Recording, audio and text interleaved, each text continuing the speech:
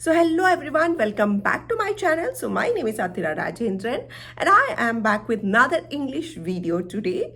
So many of you guys might have wondered I can understand English, but the problem with me is I can barely speak. So we are here today to solve the exact same problem are those people who can understand English but can't speak it. So first we will understand what are the reasons behind that and how can we solve that. So let's just get into our video.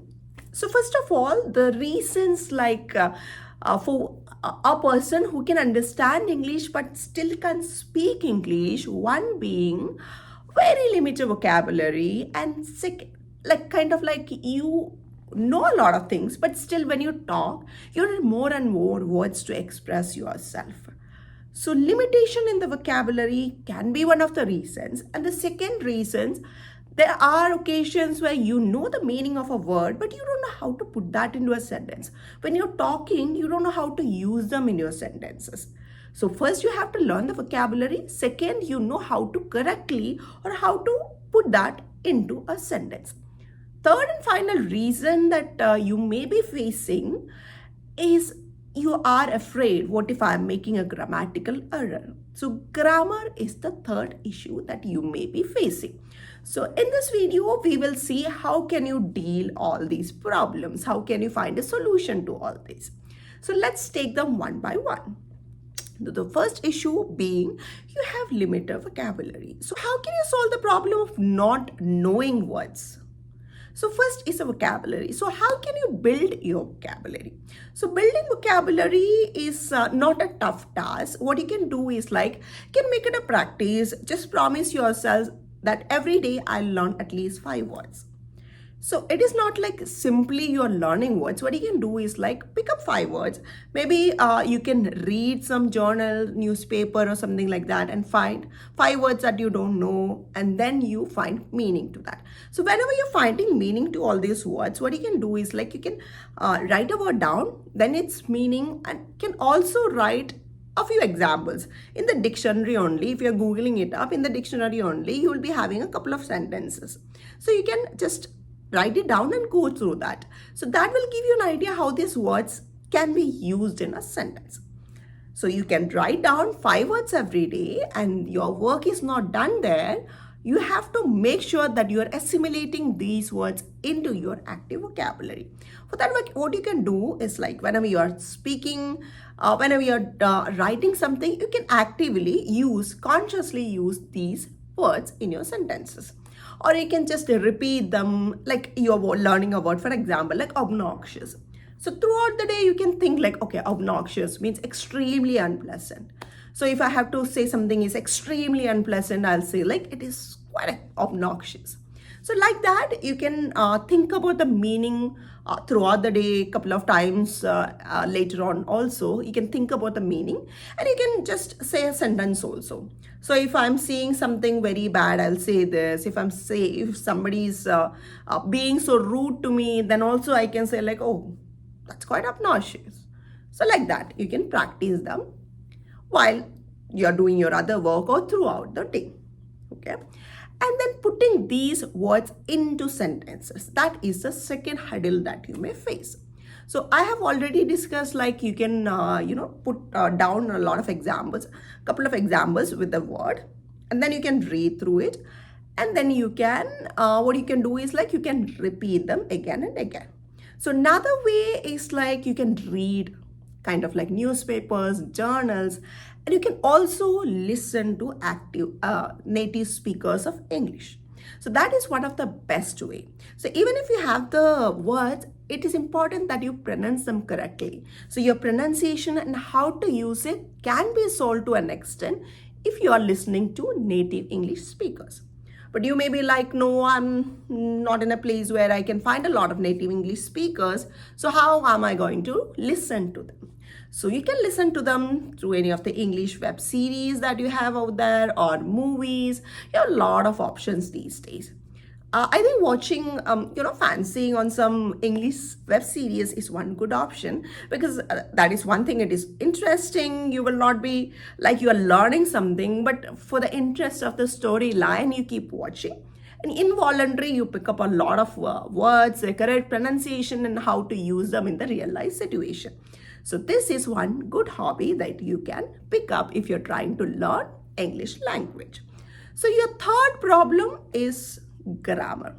So grammar, you can't think like, first I learn grammar, then I start speaking English. This is never going to work. So what you can do is like learning grammar is an ongoing process. To begin with, you have to understand what is your basic English grammar. What is a word? What is a sentence? How can you put a word into a sentence? What are the contents of a sentence, parts of speech, tenses of verb? All these things you can go through to begin with. Just a rough idea. Then you can start speaking.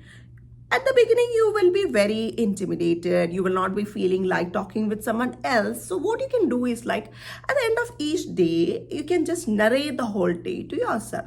So today morning, I got up and so time, and this was the first thing that I did. So all these things that you can narrate to yourself. Probably you can record it and see where are you making a mistake. So then you can correct it the next time. And one more thing that you can do is like you can join a group where beginners come in. There are a lot of WhatsApp group and all where the beginners come in and they try to speak. They try to express themselves. So that is one good place where you can freely express yourself. You will not be scared like other person will be judging you, because they are also beginners. They are there for learning only. Another thing is like you may find a buddy, a language buddy, a friend of yourself who is also having the same kind of ambition. He or she is also trying to learn the language. You can get the help of that person.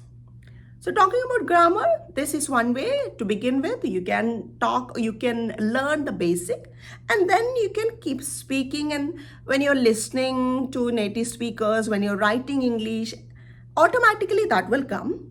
When you're listening, even though you don't know a lot about the background grammar that is going on there, naturally it will come. When he comes, you should use has. When they come, you have to use have. All these things, you're actively listening to the native English speakers, all these web series and all, naturally you will start picking that up. So that is one good thing for you to learn grammar as well. You can also read any of these grammar books. You can listen to a lot of videos. Even I'm making a lot of videos on grammar. So you can watch those videos, take down notes and go through that. Actively listen, then you speak either to yourself or with a friend or join a group. Important thing, even if when you're writing or speaking to yourself, you can just record it. Just record it and listen. Even if you can also give a feedback. Whenever you are listening to what you have spoken, you can find a lot of mistakes, probably grammar, tense mistakes and all. So you can correct it. And even when you're writing also, you make a lot of mistakes. You can self-correct, or you can ask a friend of yours to correct that for you. So like this, slowly and steadily, you can make a progress. You can pick up English words, you can use them, and your grammar will also start making an improvement, you can see. So this ongoing process of picking up words, using them, actively listening, actively writing, recording yourself and giving a feedback is the key. Start doing it as early as possible and do it for at least a month and see whether you're making any kind of a improvement in that. So if you're making an improvement, you will get a confidence and you will get more and more energy to continue with your ongoing English language learning process. So all the best for you guys. I hope this video has been helpful. So please do watch the complete video and try to do these 3 small tricks and see how it is working for you. If it is working, do like and subscribe to my channel, and I will be making a lot of good contents of this sort to help you guys out with your English journey. That is all for the day, guys. Thank you and bye-bye.